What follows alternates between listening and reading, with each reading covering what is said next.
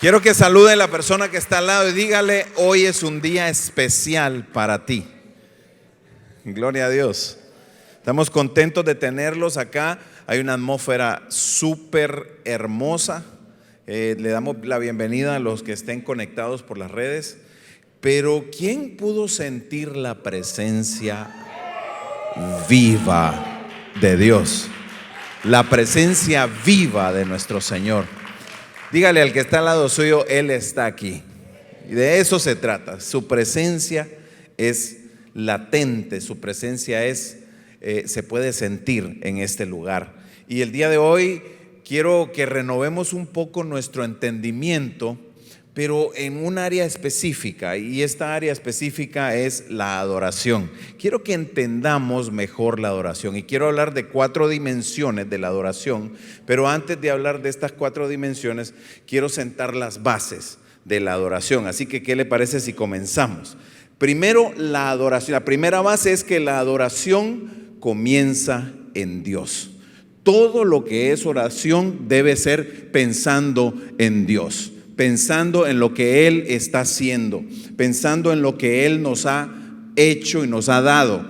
Pensamos en la adoración, pensamos en Dios. Gracias. Leamos el libro de Romanos capítulo 11, verso 36. Dice ahí: pues todas las cosas provienen de Él y existen por su poder y son para su gloria. Y díganlo usted conmigo: a Él sea toda la gloria por siempre. Amén. Entonces la adoración comienza pensando en quién es Dios. A veces nos equivocamos y nosotros queremos medir nuestra adoración por lo que recibimos de la adoración. Pero no debes medir la adoración así. La adoración debe medirse por lo que Dios espera de tu adoración y lo que tú estás dispuesto a darle a Dios, porque toda adoración comienza pensando en Dios. Entonces, si venimos hoy a adorar, venimos pensando en Dios. Entonces, nuestra adoración se basa en Dios. Segunda base: Dios es quien siempre inicia la adoración. Tú no inicias la adoración, nunca la has iniciado. Siempre es Cristo Jesús el que inicia la adoración. Mira lo que dice Juan 4:23. Es que todavía siento que hay ciertos corazones que están como que: ¿cómo? Yo también la puedo iniciar. Te lo voy a comprobar. Juan capítulo 4, verso 23 y 24. Pero se acerca el tiempo, de hecho ya ha llegado, cuando los verdaderos adoradores adorarán al Padre en espíritu y en verdad. ¿Quién quiere adorar al Padre en espíritu y en verdad? Bueno, muy bien. El Padre busca personas que lo adoren de esa manera. ¿Quién busca? ¿Usted busca o el Padre busca? El Padre busca. Pues Dios es espíritu, por eso todos los que lo adoran deben hacerlo en espíritu y en verdad. Entonces, la adoración es una invitación. Es Dios el que nos invita. Él es el que nos busca. Allá, nosotros con qué actitud le respondamos. Quiero que te hagas estas preguntas. ¿Cómo entras al santuario cuando vienes a adorar? ¿Con qué actitud llegas? ¿Llegas a tiempo o haces esperar a Dios? ¿Vienes con ilusión o por obligación? ¿Lo saludas como si Él está aquí o solo te acomodas para empezar? Son preguntas que debemos hacernos para que nos entre la revelación de que quien inició, quien te invitó fue Dios. Y evitemos asumir falsamente, como muchos quizá lo hicimos en un tiempo pasado. Diga conmigo: ese es pasado, pastor. Recuerda que Dios es el que actúa primero. Él es el que se acerca, te llama y te invita a una reunión divina con Él. Él buscó a Moisés. Él buscó a los discípulos en el Pentecostés. Él es el que los encontró. Él te escogió antes de la fundación del mundo y estás invitado a adorar. Tú no inicias la adoración, Dios inicia la adoración. Tercero, la adoración es eterna. Tenemos estas tres cosas. La adoración se basa en Dios, Dios siempre la inicia y la adoración es eterna. Entonces, mucha gente pensará, creerá que ellos inventaron un nuevo tipo de adoración, que ellos, tuvieron una gran revelación con un diferente tipo de música, con una combinación de instrumentos, pero la verdad es que la adoración es eterna y fue inventada por Dios, no fue inventada por los humanos. Yo quiero que leamos el libro de Job. Me encantó ese capítulo. Empecé a leer unos pocos capítulos y terminé leyendo casi que toda la respuesta de Dios a Job. Dios le responde a Job y le dice: ¿dónde estabas tú cuando yo puse los cimientos de la tierra? ¿Dónde estabas quién la midió? Tú la mediste, tú mediste, le calculaste cómo iba a ser, dónde se iba a sostener. ¿Hiciste las fórmulas matemáticas?, le pregunta Dios a Job. Y en el verso del 4 al 7 dice así, Job 38, 4 al 7: si de veras sabes tanto, en la traducción lenguaje actual, dime dónde estabas cuando puse las bases de la tierra. ¿Tú no sabes quién la midió metro a metro? ¿Quién puso la primera piedra y en qué descansan sus cimientos? Tú no estabas ahí, verso 7, ojo, verso 7. Tú no estabas ahí mientras cantaban las estrellas y los ángeles danzaban. Entonces, ¿desde hace cuánto hay adoración? Desde la eternidad, y habrá adoración hasta la eternidad, porque fue creada por Dios. En el libro de Apocalipsis dice que los ancianos adoraban en potente coro. Esto va a ser lo que va a pasar y lo que va a quedar haciéndose en el cielo para la eternidad. Así que tu adoración depende de qué tan alto concepto tengas de Dios. Tu adoración depende de qué tan bajo concepto o de qué imagen tienes de Dios en tu mente. Si tienes un Dios mentalmente pequeño, entonces tu adoración será pequeña. Pero ¿quién sabe que aquí adoramos a un Dios grande, poderoso, eterno, creador del cielo y de la tierra? Entonces, conociendo esas tres bases, hablemos ahora de las dimensiones de la adoración. La primera dimensión es que la adoración es una respuesta. La adoración es tu respuesta a la revelación de Dios. Cuando Dios se te revela, cuando hay revelación, nosotros respondemos. Si no hay revelación, entonces no hay una respuesta. Cuando nosotros recibimos una revelación de Dios, ya sea de su presencia, ya sea de su poder, de su grandeza, cuando nosotros recibimos esa revelación, entonces nosotros respondemos a la revelación. Por lo general, cuando comenzó la adoración, fíjate, el primer canto de la Biblia. ¿Alguien sabe dónde está el primer canto de la Biblia? Libro de Éxodo capítulo 15. Fue el primer canto registrado en la historia bíblica y es un canto de salvación. Hay una revelación de salvación para el pueblo y comienzan a cantar el famoso canto. Ahora hay diferentes versiones. No sé, ¿se acuerdan ustedes de aquel que dice: echó a la mar los carros de Faraón? La la la la la la la. Come on, yo creí que me iban a. Hey, ¿qué pasó? Come on. Fue el primer canto porque hubo una revelación de la salvación que Dios le dio al pueblo. Y luego de la primera fiesta de adoración, ¿saben cuál fue? También fue por la salvación que Dios le dio al pueblo. La primera fiesta que se registra en la Biblia es la Pascua. Y Dios dio las condiciones.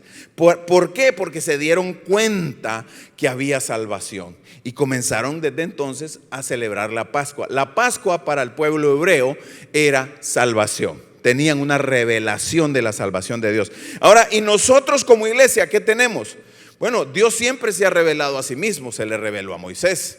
Dios ¿Recuerdan cuando se le reveló en la zarza? ¿Recuerdan cuando se le presentaba en el monte Sinaí? ¿Recuerdan ustedes tanta revelación que Dios manifestó en ese tiempo? Las plagas, los milagros, o sea, la nube de día, la columna de fuego de noche. O sea, había una revelación de Dios y la gente estaba contenta. Ahora nosotros, este viernes que pasó, tuvimos Santa Cena y ahí nos dimos cuenta que la revelación que nosotros tenemos es la revelación del nuevo pacto, la revelación de un pacto eterno que ya Dios hizo no solo con el pueblo hebreo, sino que Dios ha hecho con todos nosotros. Alguno está contento porque tenemos un nuevo pacto. Entonces, cuando se te revela esa salvación, a ti te dan ganas de adorar. Jesús vino a revelar al Padre. Dice Juan 14:9: el que me ha visto a mí, ha visto al Padre. Usted recuerda Isaías. Isaías responde a la revelación de Dios. El ángel lo toma y comienza a mostrarle cosas y él responde a la revelación. Es que no puedes recibir una visitación de Dios y no responder.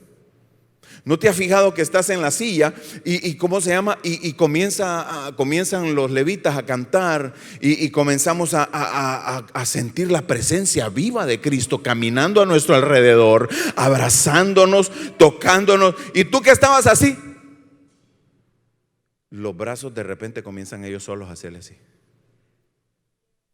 O te diste cuenta, o fuiste tú quien iniciaste y dijiste: ay, yo lo inicié. No, hay algo del Espíritu que te motiva, te llena, te toca. Y entonces en esa respuesta a la revelación que Dios trae, al toque del Espíritu, es cuando tú comienzas a adorar. ¿Cómo respondió Isaías? Isaías respondió: heme aquí, envíame a mí. ¿Cómo vas a responder tú? Pregúntale al que está al lado: ¿cómo respondes tú a la adoración? Entonces, la adoración es nuestra respuesta a la revelación de Dios. ¿Estamos aprendiendo el día de hoy? Muy bien. Segunda dimensión de la adoración. Escuche bien. Ya tuvimos las bases. Toda adoración comienza pensando en Dios. Dios la inicia y toda adoración es eterna. La que hacemos acá es una continuación de la que comenzó hace no sé cuántos miles de millones de billones de extratrillones de años, no sé, pero es una continuación. Y luego en la eternidad continuará para siempre, es eterna. Ahora, la primera base de la que hablábamos es que la adoración es una respuesta a la revelación. Es una respuesta a la revelación. Segundo, la adoración es un pacto. La adoración es un pacto. Se construye sobre nuestra relación con Dios. Es una relación entre Dios y su pueblo. ¿Quién puede decir somos pueblo? Por eso aquella canción, qué hermosa: somos el pueblo de Dios. Somos un pueblo especial, llamados para anunciar. Wow, qué hermoso. Es como un matrimonio, es un pacto. En el pasado, en la antigüedad, se hacían pactos y estos pactos se convertían en tratados. La gente, yo recuerdo que en mi ciudad tenían, en uno de los museos había una Biblia. Había en mi ciudad de origen, mi ciudad ahora es Doral, sur de la Florida, Miami-Dade. Muy bien, pero en mi ciudad de origen tenían una Biblia en un museo, y esa Biblia solamente tenía la huella de dos personas, y esa huella en la Biblia representaba que uno de ellos le entregaba un territorio al otro. Era un pacto, un tratado. Cuando ya se convierten en tratados los pactos, ya hay muchas condiciones que usted tiene que cumplir con la otra persona. Ya ese es un tratado porque están definidas las obligaciones. Entonces, en la antigüedad se hacían estos pactos, pero el primer pacto de la Biblia, ¿quién sabe dónde está? Está en el libro de Génesis. Búsquelo en el capítulo 9. Es el pacto que Dios hizo con Noé, con sus descendientes y con todos los seres vivientes, donde Dios les prometió por el corazón de un adorador, por el corazón de un hombre, por el corazón de esa familia que se juntó, les dijo: jamás la humanidad será destruida por un diluvio, y puso de muestra un arco iris. Y dijo, y yo no sé, si usted es un poco científico, usted imagínese todo lo que tuvo que pasar para que la descomposición de la luz reflejara. Desde entonces comenzó a reflejar los colores que componen la luz blanca. La luz blanca no es blanca, la luz blanca tiene todos los colores dentro de ella.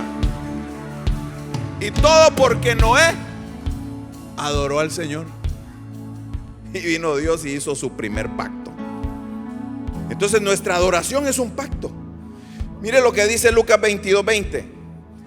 Esta copa es el nuevo pacto entre Dios y su pueblo, un acuerdo confirmado con mi sangre, la cual es derramada como sacrificio por ustedes.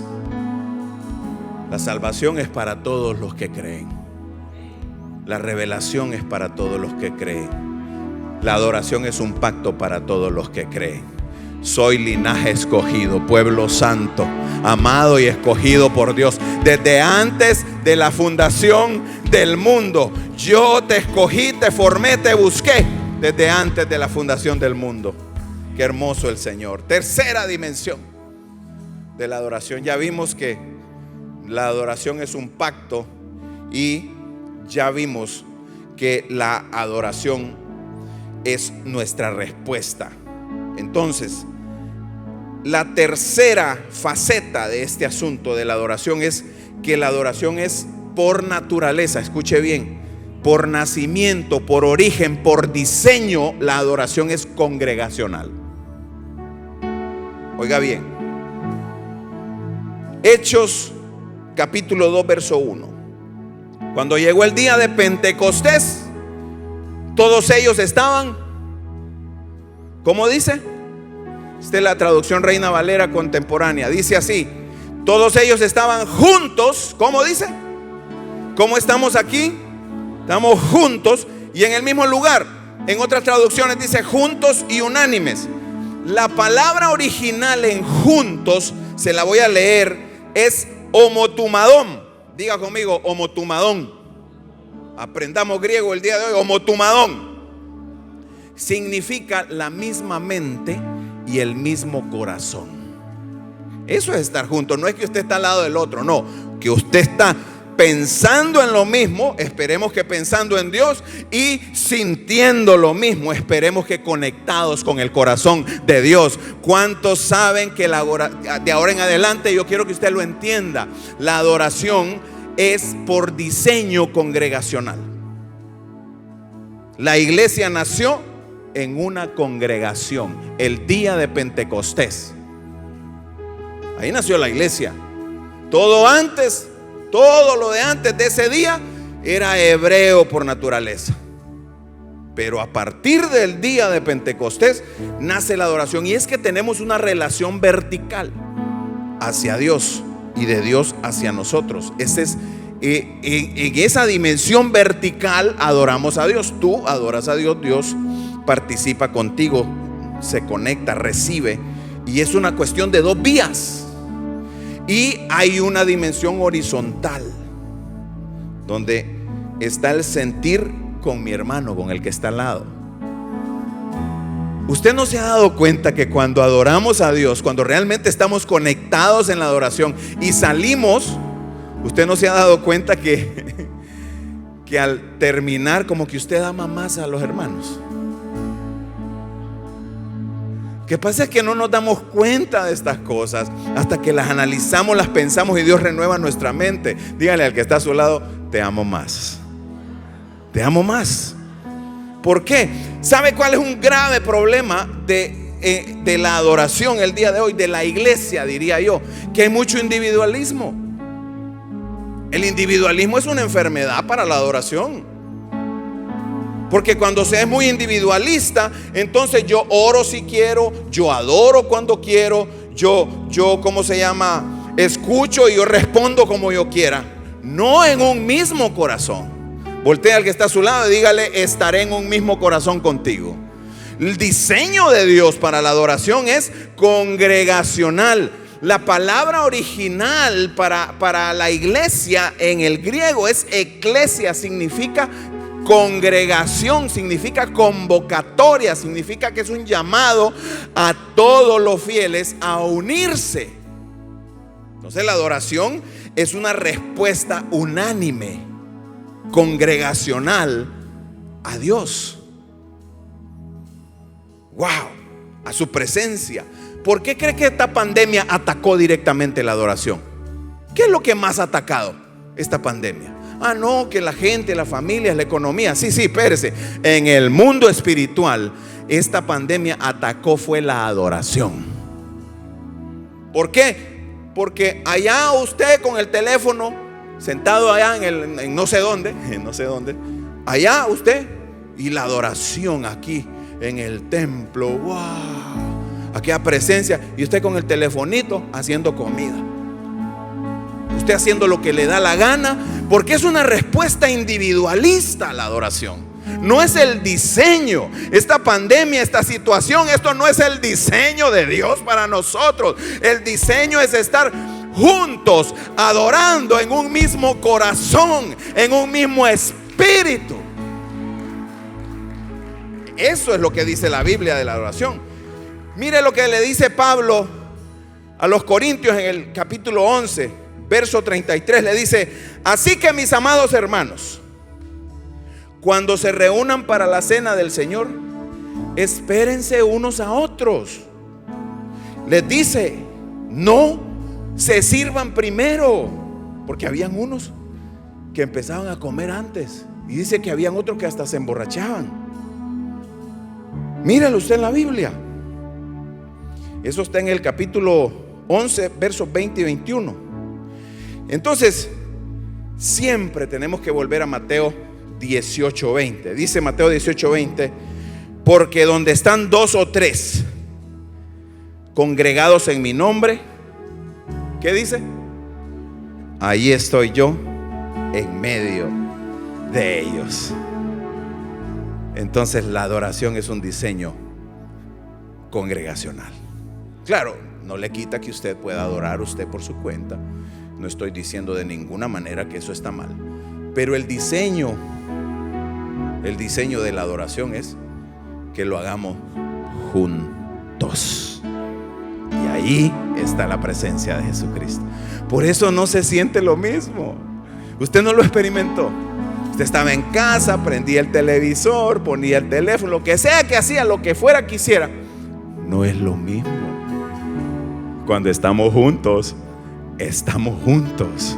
El Señor está aquí. Él se presenta, se pasea, te toca, te transforma. Y la última de estas dimensiones es la dimensión de la transformación. La adoración es un camino transformador. No quiero decir que la adoración es un evento aislado de otro evento, aislado de otro evento. No, cada vez que usted viene un domingo a adorar, eso no es un evento aislado. La adoración es un camino, y ese camino transforma. Yo quiero leer un pasaje de la Biblia. ¿Estamos claros con esto? Mi adoración es una respuesta a la revelación de Dios. Es un pacto, como un matrimonio. Esto es un pacto. Dios lo hizo con nosotros, con su pueblo. Es congregacional y es transformadora. Lucas capítulo 24.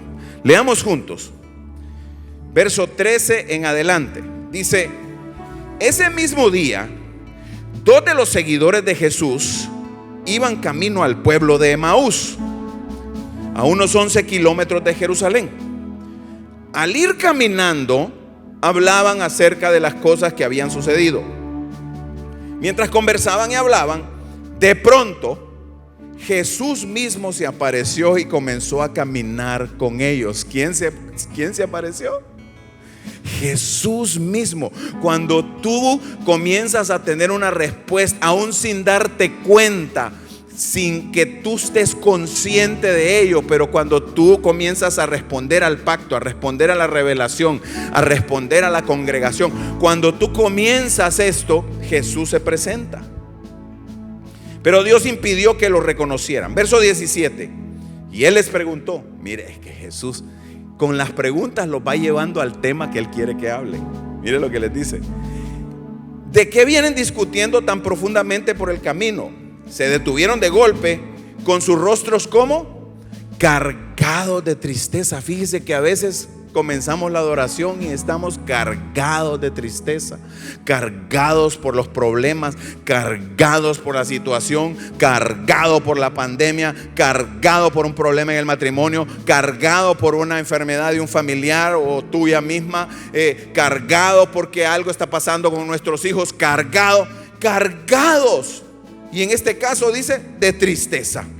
Y uno de ellos, Cleofas, contestó: tú debes ser la única persona en Jerusalén que no oyó acerca de las cosas que han sucedido ahí en los últimos días.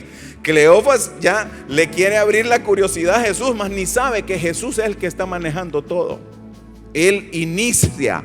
Vio cómo Él fue el que inició el contacto. Vio cómo Él fue el que lo buscó, cómo fue el que llegó. Y le dice: ¿qué cosas? Le dice Jesús. Las cosas que le sucedieron a Jesús, y están hablando con Él. El hombre de Nazaret era un profeta. Mire, como había muerto, ya le empiezan a decir: es que era profeta, hizo milagros poderosos, era un gran maestro a los ojos de Dios y de todo el pueblo. Sin embargo, los sacerdotes y los religiosos lo entregaron para que fuera condenado a muerte y lo crucificaran. Nosotros, y mire la confesión de Cleofas, que me encanta. Nosotros, dice, teníamos, o sea, ya se le había pasado la esperanza de que fuera el Mesías, que había venido para rescatar a Israel. Todo esto sucedió, le dice, hace 3 días. Pero algunas mujeres de un grupo de seguidores fueron a su tumba hoy en la mañana y regresaron con noticias increíbles, le dice. Dijeron que el cuerpo había desaparecido y habían visto ángeles, quienes les dijeron que Jesús está vivo.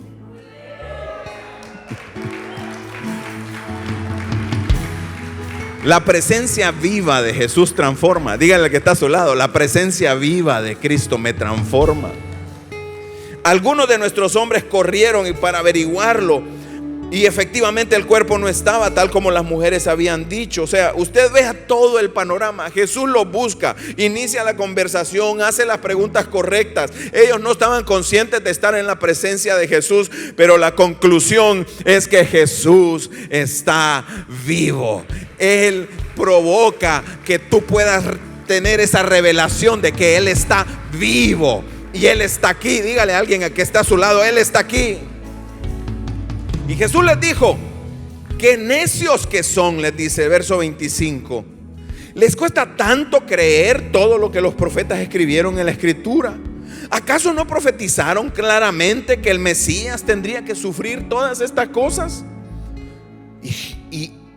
Y dice el verso, antes de entrar en su gloria, y dice el verso 27, y entonces Jesús lo guió por los escritos de Moisés, o sea, todo el Pentateuco, los escritos de todos los profetas, explicándoles lo que las escrituras decían acerca de Él mismo.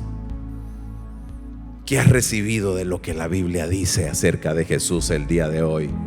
Él es el que inicia la adoración. Él es el que te busca. Él fue el que te levantó y te despertó el día de hoy. ¿Quién puede estar consciente ahora de que es Él el que provoca toda mi adoración? Es Él el que me busca, el que me ama. Es Él el que quita la tristeza, quita la confusión. Es Él el que quita toda carga. Es Él el que quita todo impedimento para que podamos entonces estar conectados con el Espíritu de Dios.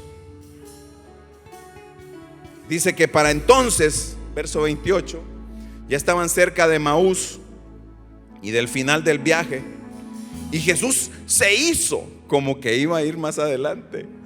Mire qué cosa. Fingió demencia con aquello Jesús. Se hizo que él se iba para otro lado. Pero mire lo que pasa. Cuando él está cerca de ti, esto es lo que sucede. Pero ellos le suplicaron: quédate con nosotros esta noche, ya que se está haciendo tarde. Y Jesús los acompañó a casa. Cuando salgas de aquí el día de hoy, no puedes ir igual. Jesús irá contigo. Jesús estará contigo. Él es bueno. Se sentaron a comer, tomó el pan, lo bendijo. Siempre que Jesús toma algo, lo bendice. Si Jesús te tomó de lo vil, de lo menospreciado, de lo sucio, del lodo cenagoso te sacó, Él te bendice. ¿Quién puede recibir que Jesús te recogió y te bendijo? Aleluya. Y luego lo partió y se lo repartió a ellos, se lo dio a ellos. Y dice aquí: y de pronto se les abrieron los ojos. Ponte de pie el día de hoy. Aquí se les revela el Cristo vivo. Las vendas caen, las escamas de los ojos son quitadas, impedimentos espirituales se rompen, velos que impedían entrar a la presencia de Dios han sido rotos, han sido partidos a la mitad para abrirte campo, para abrirte el espacio de conectarte directamente con el Dios vivo, con el Jesucristo resucitado, con la presencia viva del Rey, la presencia viva del Dios de los cielos, la presencia viva del Eterno. Este es el clima de la historia. Jesús, sin embargo, había estado con ellos desde el principio, ¿sí o no? Pero no lo sabían. Hay momentos en tu vida que has creído que Jesús no ha estado ahí. Jesús siempre ha estado ahí contigo. Pero hay momentos clímax de revelación, y la mayoría de ellos suceden aquí en el templo, en su casa, porque Él es el que nos ha invitado. Esta no es mi casa, no es tu casa, esta es la casa de Cristo Jesús. Él es el dueño, Él es el dueño de este lugar. Aquí no hay dueño más que Cristo Jesús. Y Él te extendió la invitación. Dice: y se dijeron el uno al otro, cuando se dieron cuenta que Él era: y no ardía nuestro corazón cuando nos hablaba en el camino y nos explicaba las escrituras. Y dice que salieron corriendo, que en menos de una hora estaban en Jerusalén. Y ahí en menos de una hora dice que estaban en Jerusalén, 11 kilómetros. Ahí encontraron a los 11 discípulos y a los otros que se les habían reunido, quienes decían, yo no sé si usted puede levantar las manos con esto: el Señor ha resucitado de verdad. Se le apareció a Pedro. Luego los dos de Maús les contaron cómo Jesús se les había aparecido mientras iban por el camino y cómo lo habían reconocido cuando partió el pan.